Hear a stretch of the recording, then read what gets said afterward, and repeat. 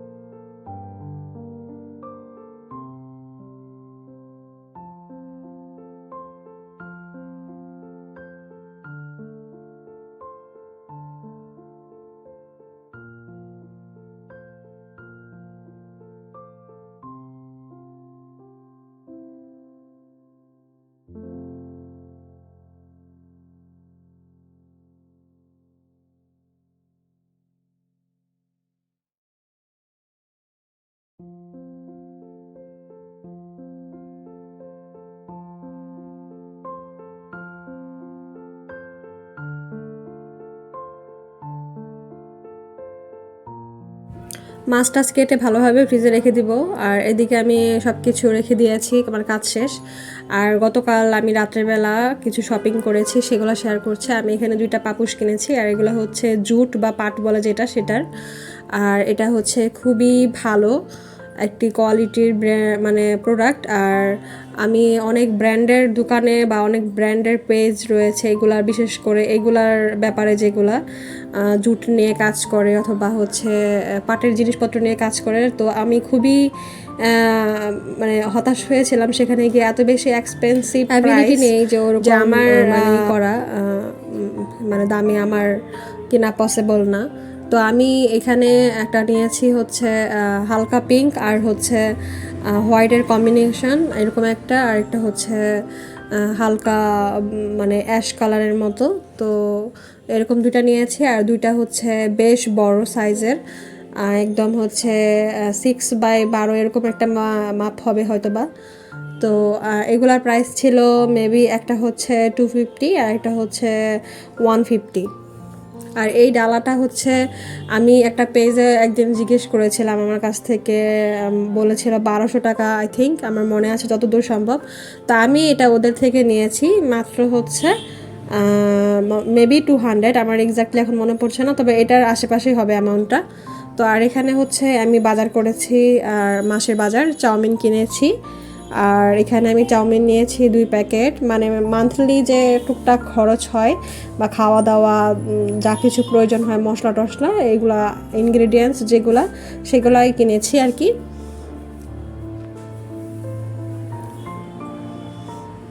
আর মাসের বাজার একসাথে না করলে দেখা যায় একটা আছে তো আরেকটা নেই, হঠাৎ করে রান্না করতে গেলে দেখা যায় যে হঠাৎ করে মনে হয় এটা তো নেই, তো সেই জন্য লিস্ট করে রাখি আমি আগে থেকেই, তারপর সেই লিস্ট অনুযায়ী কিনে নিয়ে আসি। এখানে হচ্ছে একটা গরুর মাংসের কালাভুনা করার জন্য একটা মশলার প্যাকেট রাঁধুনির, আর হচ্ছে বিরিয়ানির একটা নিয়েছি। তো এই দুটা নিয়েছি হচ্ছে বিরিয়ানি রান্না করার সময় লাগে, আর ইচ্ছা আছে যে একটু কালাভুনা করার সময় এই মশলাটা আমার প্রয়োজন হবে, দ্যাটস ওয়াই আমি এটা নিয়েছি। আর এদিকে নিয়েছি হচ্ছে সেমাই, তো মাঝে মাঝে নাস্তা করার জন্য সেমাই প্রয়োজন হয়, তো দুটো আমি সেমাই নিয়েছিলাম।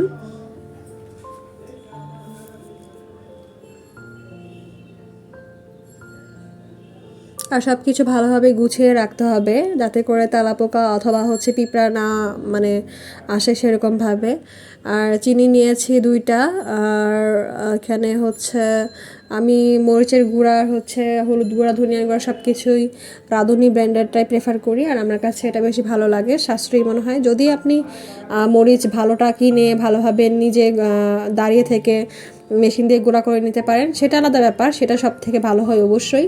তবে আমি ওরকম পাই না বা আমার ওরকম এখন পর্যন্ত প্রয়োজন হয়নি, আসলে আমি এত বেশি এক্সপার্ট নয় বিষয়ে। আর মেশিনের গুঁড়া করে আমি একবার মানে বুঝতে পেরেছি যে ওটা দিয়ে আমার হবে না, আমি আর কি ওটা দিয়ে সেভলি না, কারণ হচ্ছে মরিচ নিয়ে গিয়েছিলাম মেশিনে, তো তারা আমাকে দাঁড়িয়ে থেকে দেবে না, মানে একদিন পরে যেতে বলে মরিচটা তারা রেখে দিবে, তো ওটা আমার কাছে বেশি সেভ মনে হয়নি। তারপর আমি মরিচ এনে দেখি যে আমার একটু হেরফের মনে হয়েছে, তাই আমি আসলে প্যাকেট কিনে নিই, ঝামেলার দরকার নেই। আর গরম মশলা কিনেছি, জিরা কিনেছি, তারপর হচ্ছে বিএম, সার্ফ এক্সেল, আর হচ্ছে সাবান, এখানে হচ্ছে পেস্টও রয়েছে। আর আমি সব মানে সাবানের মধ্যে সবসময় স্যাভলন প্রেফার করি আমার জন্য, তো আমি সব স্যাভলন নিয়ে এসেছি। আর হচ্ছে কাপড় কাচার সাবান হচ্ছে চাকা সাবান যেগুলো সেগুলোও নিয়েছি, মানে টুকটাক বেশ কিছু কেনাকাটা করেছি। আর এগুলো হচ্ছে সব বাদাম কিশমিশ বিভিন্ন ধরনের মানে মশলা টশলা যা কিছু লাগে আর কি টুকটাক, সেগুলো অল্প অল্প করে। এখন সব কিছু এরকম একটা ছোট মিডিয়াম সাইজের বালতি নিয়েছি, প্যাকেটগুলো এটাতে রাখছি, যত প্যাকেটজাত ধরনের দ্রব্য আছে সব কিছু এটাতে রাখবো। আর সাবানের আইটেমগুলো হচ্ছে আলাদা ব্যাগে রাখবো, কারণ হচ্ছে সাবান আর ওগুলো একসাথে রাখলে একটা বাজে স্মেল হয়ে যায়। আর এখানে একটা মধু নিয়েছি, আর আমি মধু যেটা খাই সেটা হচ্ছে অস্ট্রেলিয়ানটা, আর এটা হচ্ছে আমার কাছে মনে হয় কারণ যেন অরিজিনাল একটা ব্যাপার আছে। অন্যগুলো ট্রাই করেছি, ট্রাই করে মনে হয়েছে অন্যগুলো ভালো না। আর হচ্ছে বাজার থেকে কালাই শাক নিয়ে এসেছি, কালাই শাক হচ্ছে এই মাসে মানে এই সিজনে আর কি 2বার খাওয়া হলো এটা নিয়ে। তো কালাই শাক ভালোভাবে বেছে নেব, অনেকটা টাইমের প্রয়োজন হয়, মানে একটা একটা করে বাছতে হয়, তো এখন কালাই শাকটা রান্না করব। এখানে আমি তেল নিয়ে নিয়েছি, আর তেলের মধ্যে আমি 1 কাপের মতো পরিমাণে হচ্ছে পেঁয়াজ দিয়ে দিব, আর পেঁয়াজটা ভালোভাবে ভেজে নেব। আর কালাই শাক মূলত মাছের মাথা দিয়ে আমাদের রান্না করা হয়, তো আমিও আজকে একটা বড় রুই মাছের মাথা দিয়ে রান্না করব। লবণ দিয়ে নিচ্ছি যাতে করে পেঁয়াজটা নরম হয়ে যায়।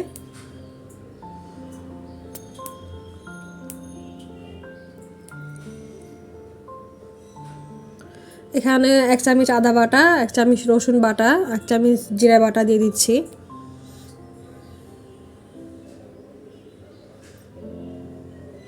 কাঁচা মশলাটার গন্ধ দূর হওয়া পর্যন্ত এটাকে কষিয়ে নেব। এখানে 1 টেবিল স্পুনের মতো করে হলুদ মরিচ ভালোভাবে দিয়ে দিচ্ছি, ধনিয়ার গুঁড়া,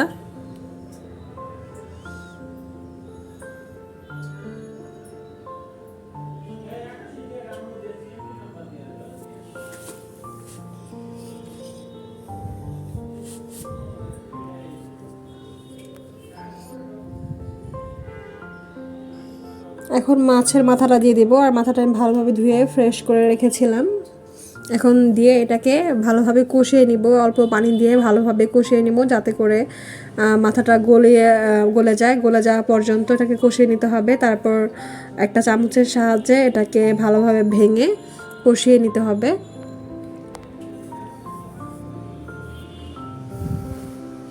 আর কালাই শাকটা কিন্তু বেশ একটা মানে টেস্টি, আমার কাছে মনে হয় টেস্টি খাবার।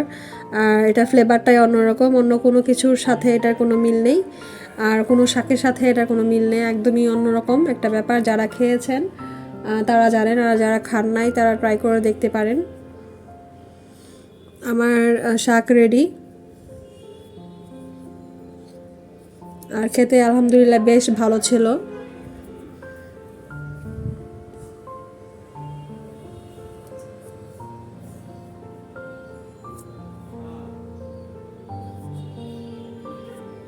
এখন আমি নেক্সট রান্নায় চলে আসছি। এখানে হচ্ছে আজকে কক মুরগি রান্না করব, আর কক মুরগির মাংসটা হচ্ছে রান্না করার জন্য আজকে হাতে মাখিয়ে রান্না করব। এখানে আমি 1 কাপের মতো পেঁয়াজ কুচি নিয়ে নিচ্ছি, আর হচ্ছে মাংসটা নিয়ে নিচ্ছি, আর স্বাদ মতো লবণ, মশলা টশলা ভালোভাবে দিয়ে নিব। 1 টিস্পুন করে হলুদ, তারপর হচ্ছে মরিচ, আর হচ্ছে ধনিয়ার গুঁড়া দিয়ে নিব। আর বাটা মশলা দিচ্ছি আদা বাটা, রসুন বাটা, আর হচ্ছে জিরে বাটা। 1 টিস্পুন করে সব বাটা দিয়ে নিচ্ছি। আস্ত গরম মশলা দিয়ে নিচ্ছি, 2-3টা এলাচ, আর হচ্ছে গোলমরিচ, লবঙ্গ, দারচিনি, তেজপাতা, স্বাদ মতো লবণ, আর হচ্ছে তেল, 1/2 কাপের মতো তেল দিয়েছি। এখন ভালোভাবে ম্যারিনেট করে রান্না করব।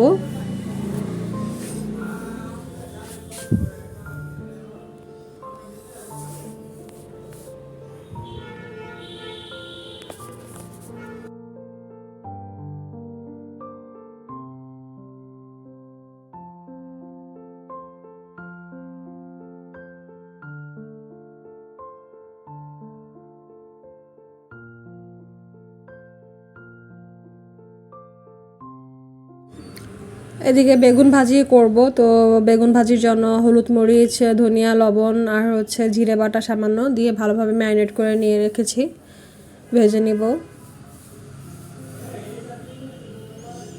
দুপুরে রান্নাবান্না খাওয়া দাওয়া শেষে ভাবছি একটু পায়েস রান্না করব। তার জন্য সকালবেলাতে সাবুদানা ভিজিয়ে রেখেছিলাম, আর সাবুদানা ভিজিয়ে রাখার পরে হচ্ছে এখন রান্নায় চলে এসেছি। রান্নাবান্না কমপ্লিট, এখন ডেকোরেশন করে নিব।